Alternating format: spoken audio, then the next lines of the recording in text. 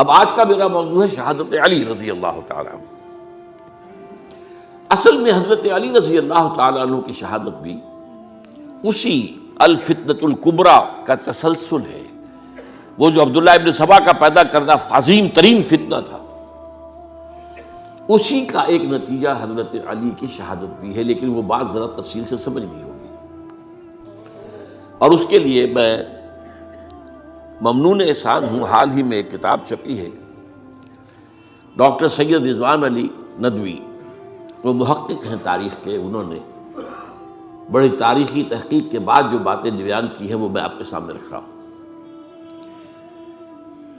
عرب میں جنوب مغرب کی کونے میں جہاں یہ یمن بھی آباد ہے، اس کے اوپر نجران ہے، اسی علاقے میں یمامہ کا علاقہ کہلاتا ہے۔ یہاں ایک قبیلہ آباد تھا، بنو تمیم۔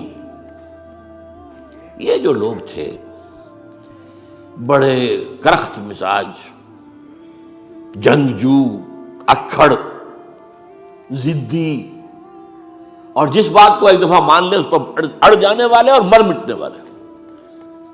یہیں سے فتنہ پہلا اٹھا تھا، سب سے بڑا جو نئے جھوٹے نبی کھڑے ہوئے تھے ان میں سب سے بڑا تو مسیلمہ کذاب تھا، یہی تو علاقہ تھا۔ اور اس کے خلاف اس فتنے کی سرکوبی میں کتنے صحابہ، 1200 صحابہ ایک جنگ کے اندر شہید ہوئے، جن میں 500 جو ہیں وہ حفاظ تھے رضی اللہ تعالیٰ عنہ اجمعین۔ تو یہ لوگ جو یہ تھے بڑے زوردار تھے۔ اس قبیلے کے بارے میں حضرت عمر رضی اللہ تعالیٰ عنہ نے ایک بڑی عجیب حکمت عملی اختیار کی۔ ان کو وہاں سے اکھاڑ کر اور ایران کی سرحدوں پر آباد کر دیا، اب جہاں پر جہاد ہو رہا تھا، تاکہ ان کے اندر جو یہ جنگجوئی ہے یہ اب اس مقصد کے لیے استعمال ہو، اب وہ دارالاسلام کی توسیع کے مقصد کے لیے استعمال ہو، اور وہ ہوئی۔ حضرت عمر نے 2 چھاونیاں بنائی تھی رضی اللہ تعالیٰ، کوفہ اور بصرہ، کیونکہ ظاہر بات ہے کہ اب جو اسلام کا دائرہ پھیل رہا تھا اور اسلامی حکومت پھیل رہی تھی، اور زیادہ تر جو ہے مشرق کی طرف پھیل رہی تھی، ایران اور خراسان وغیرہ کی طرف، تو اب مدینے سے اس کا کنٹرول اتنا آسان نہیں تھا، فاصلہ تھا، تو چھاونیاں بنائیں تاکہ یہ اس سرحد کے اوپر یہ موجودہ مرکز رہے، یہاں فوجیں موجود رہیں، کہیں کوئی بغاوت ہو تو اس کو کچلنے کے لیے وہ قوت فوری طور پر دستیاب ہو سکے۔ یہ لوگ ہیں کہ جو عبداللہ ابن سبا کی فتنے سے سب سے زیادہ متاثر ہوئے۔ ان کی مزاج میں وہ کجی تو تھی نا۔ حضرت عمر بھی ان کا جو ایک مضبوط کنٹرول تھا انہیں دبائے رکھا ہے، اور ان کا رخ جو ہے ایک دوسری طرف موڑ کر اس سے اسلام کو فائدہ پہنچایا۔ لیکن اس کے بعد جب فتنہ جو آیا یہ عبداللہ ابن سبا، تو سب سے بڑھ کر یہی لوگ اس کے ماننے والے، اور انہی میں سے وہ لوگ تھے جنہوں نے جانیں بھی دے دی ہیں، جنہیں حضرت علی نے زندہ جلایا ہے، اس لیے کہ وہ کہتے تھے کہ علی خدا ہے۔ اے علی تم خدا ہو، تم ہمیں آگ میں جلا رہے ہو، یہ تو تم ہمارا امتحان لے رہے ہو۔ وَلَنَبْلُوَنَّكُمْ بِشَيْءٍ مِّنَ الْخَوْفِ وَالْجُوعِ وَنَقْصٍ مِّنَ الْأَمْوَالِ وَالْأَنفُسِ وَالثَّمَرَاتِ، اب وہ اس آیت کو اپنے اوپر منطبق کر رہے ہیں۔ تو یہ جو کرخت لوگ تھے، انہوں نے در حقیقت جو ہے عبداللہ ابن سبا کے کردار میں سب سے بڑا رول پلے کیا، اور انہی کے ہاتھوں حضرت عثمان شہید ہوئے رضی اللہ تعالیٰ۔ اور اس کے بعد انہوں نے حضرت علی رضی اللہ تعالیٰ عنہ کو اپنے گھیرے میں لے لیا، کیونکہ انہی کی کثیر تعداد موجود تھی مدینے میں جب حضرت عثمان شہید ہوئے۔ اس کے بعد اب ظاہر بات ہے کہ کوئی نہ کوئی تو خلیفہ ہونا چاہیے تھا۔ حضرت طلحہ سے کہا گیا، انہوں نے معذرت کر لی، حضرت زبیر سے کہا گیا، انہوں نے معذرت کر لی۔ اب ظاہر بات ہے کہ حضرت علی آخر امت کو چھوڑا تو نہیں جا سکتا تھا بغیر امام کے، انہوں نے قبول کر لی، اگرچہ حضرت حسن روکتے رہے کہ ابا جان یہ ان لوگوں کی بیعت جو ہے آپ قبول نہ کیجیے۔ حضرت حسن تو ان میں سے ہیں جو حضرت عثمان کے دروازے پر کھڑے تھے پہرے دار کی حیثیت سے، حسن اور حسین رضی اللہ تعالیٰ عنہ، انہیں تو معلوم تھا فتنہ جو کون لوگ ہیں۔ اس کے بعد حضرت علی رضی اللہ تعالیٰ عنہ نے اسی حکمت سے، جس حکمت کے تحت حضرت عمر نے یہ چھاونیاں آباد کی تھی، دارالخلافہ بھی مدینے سے کوفہ منتقل کر دیا، تاکہ پورے عالم اسلام کو کنٹرول کیا جا سکے اس مرکز کے ساتھ۔ اس کا نتیجہ یہ نکلا کہ اب گویا کہ حضرت علی کے گرد ان لوگوں کا گھیراؤ مکمل، کوفے میں یہی تو آباد تھے، کوفی یہی تو تھے، حضرت عمر نے انہیں لا کے یہاں آباد کیا تھا۔ جب حضرت علی نے کوفے کو اپنا دارالخلافہ قرار دیا تو گویا کہ ان کا پھر عمل دخل بہت بڑھ گیا۔ ایک طریقے سے یوں کہا جا سکتا ہے کہ انہوں نے اب حضرت علی رضی اللہ تعالیٰ عنہ کو اپنے محاصرے میں لے لیا۔ چنانچہ جنگ جمل کے موقع پر یہ ہوا ہے کہ صلح ہو گئی تھی، حضرت عائشہ رضی اللہ تعالیٰ عنہ کے جو نمائندے تھے اور ادھر سے حضرت علی، صلح ہو گئی تھی، طے ہو گیا تھا کہ ہاں قاتلین عثمان کو جو ہے ان کو سزا دی جائے گی، قصاص لیا جائے گا حضرت عثمان کی قتل کا۔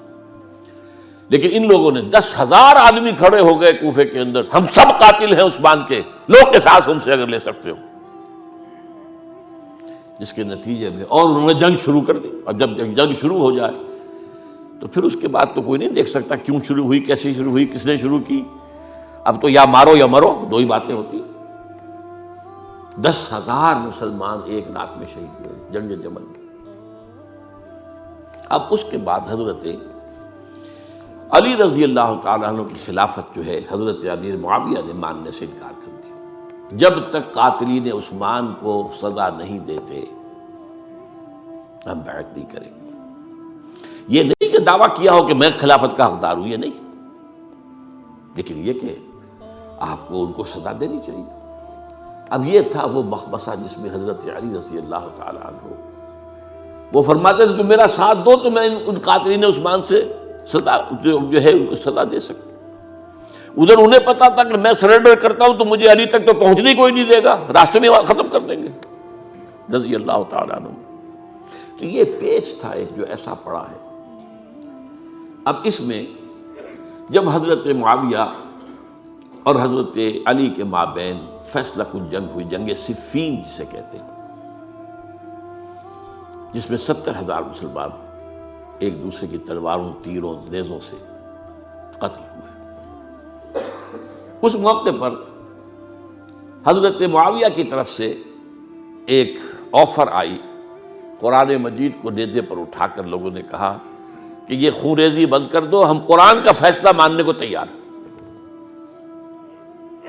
حضرت علی دیکھ رہے تھے کہ یہ اصل میں میری فتح کو شکست سے بدلنے کا پروگرام ہے، تقریباً فتح میری ہو چکی ہے، لیکن یہ جو طبقہ تھا یہ انہوں نے کہا نہیں بڑی ٹھیک بات کہہ رہے ہیں، وہ مانیے ان کی بات، جنگ بند کی۔ انہوں نے ہی یہی لوگ تھے جنہوں نے مجبور کیا حضرت علی کو کہ وہ تحکیم پر رضامند ہو جائے۔ اس کے بعد تحکیم میں جو معاملہ ہوا، حضرت علی حضرت عبداللہ ابن عباس کو اپنی طرف سے حکم بنانا چاہتے تھے، یہ اڑ گئے نہیں۔ یہ اڑ جانے والے لوگ، اور یہی اصل قوت تھے، وہاں ساری طاقت تو انہیں کی تھی۔